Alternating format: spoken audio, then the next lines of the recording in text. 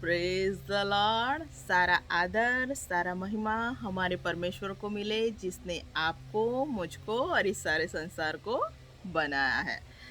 तो आज का मेरा विषय है सत्य की कीमत। आज का मेरा विषय है सत्य की कीमत, वैल्यू ऑफ ट्रूथ। तो सत्य की कीमत क्या है? सत्य क्या है? सत्य कौन है? तो सत्य यीशु मसीह है। तो यीशु मसीह ने कहा, मार्ग, सत्य और जीवन मैं हूँ।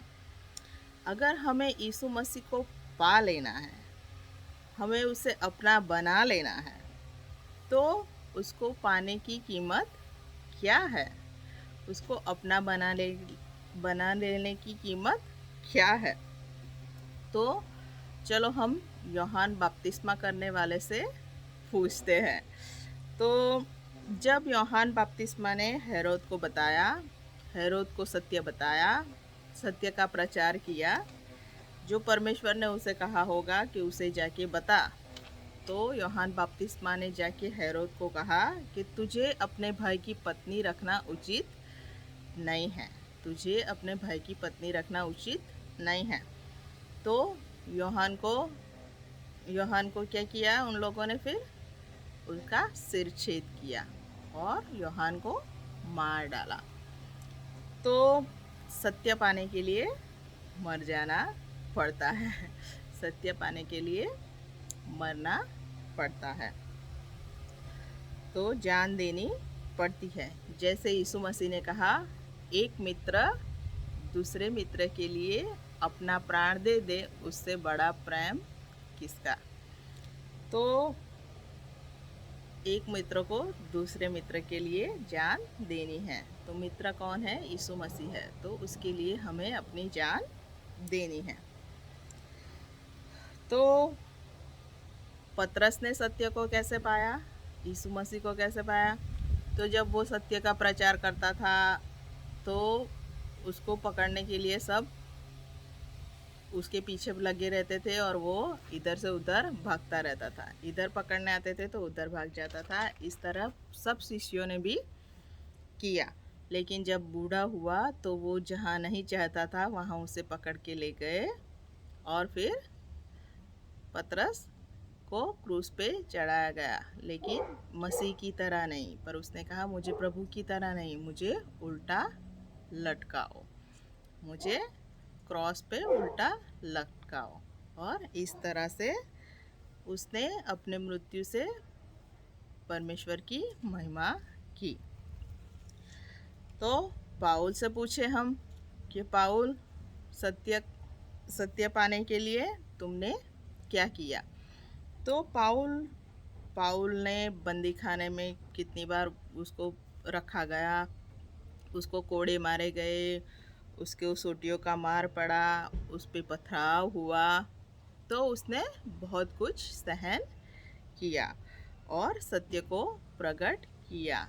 तो परमेश्वर की सहन शक्ति उसके अंदर से प्रकट हुई और फिर बाद में अंत में उसका भी सिर छेद किया गया और अपनी मृत्यु से परमेश्वर की महिमा की।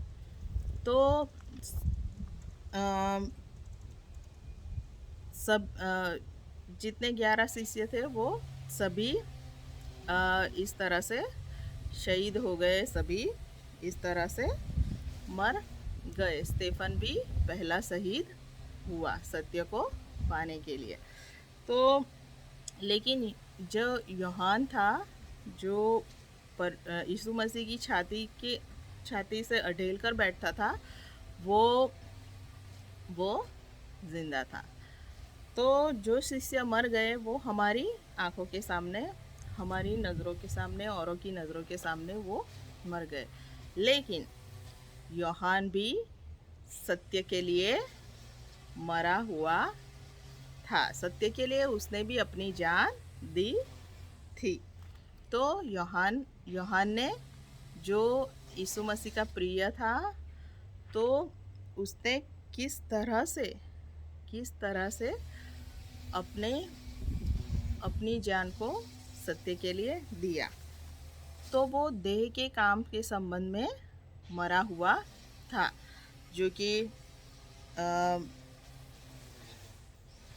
देह के काम के संबंध में मरा हुआ था, लेकिन परमेश्वर के काम के प्रति वो जीवित था। यूहन्ना शरीर में तो जीवित था, लेकिन देह के काम संबंधी मर गया था। जैसे वैर भाव है, कुसंप है, जलन है, लुचपन है, अविश्वास है, इन सभी बातों में वो मरा हुआ था। लेकिन परमेश्वर के काम में जो शांति, सहनशीलता, प्रेम, इन सब बातों में वह परमेश्वर के संबंध में वो क्या था? जीवित था। तो हमें भी वैसा ही करना है और हमारे मित्र के लिए, हमारे यीशु मसीह के लिए हमें भी अपनी जान देनी है। हमें सब देह के काम के संबंधी मर जाना है और परमेश्वर के संबंधी जीना है। जैसे पाउल कहता है कि जो कोई जिंदा है वो परमेश्वर के प्रति जिंदा है, और जो कोई मरता है वो परमेश्वर की खातिर ही मरता है। तो हम अपने खातिर नहीं जीते और ना ही अपने खातिर मरते हैं, लेकिन हम जो कुछ करते हैं वो परमेश्वर की खातिर करते हैं। तो इसी तरह से हमें भी सत्य को पाने के लिए अपनी जान देनी है। अब हमें अपने आप को क्रूस पे जड़ाना है और हमारी इच्छाओं और उन सबको क्रूस पे क्रूसीफाई करना है और परमेश्वर के संबंधी जीना है और पाप के संबंधी हमें मर जाना है। तो मैं अपनी एक साक्षी देना चाहती हूँ।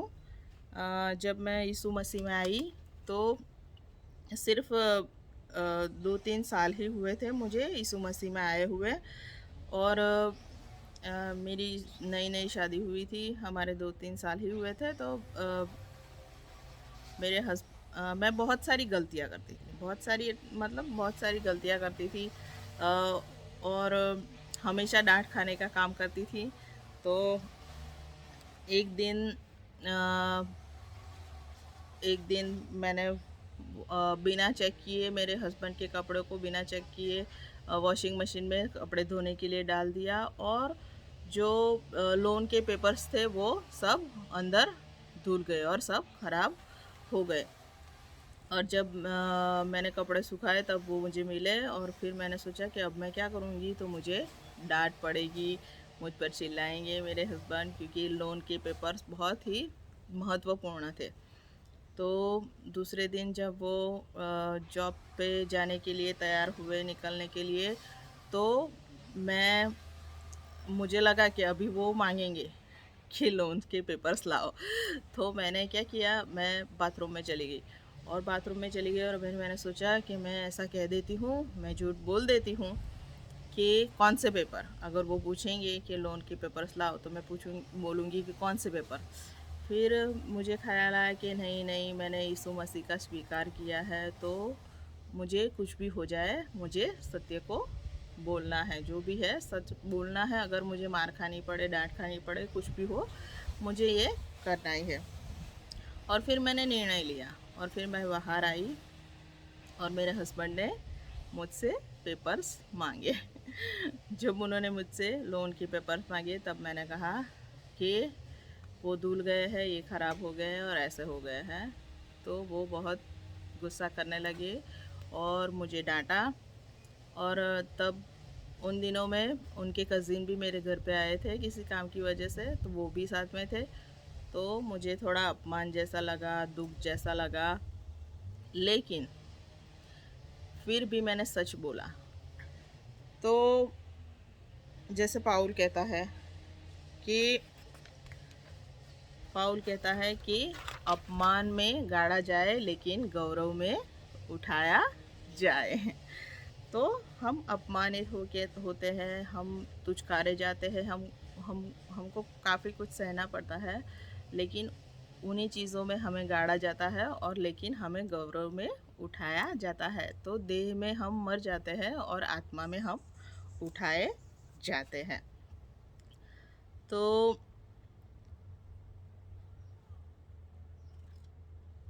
पतरस क्या कहता है कि हाल कोई भी शिक्षा आनंददायक लगती नहीं है, पर पीछे से वह शांतिदायक और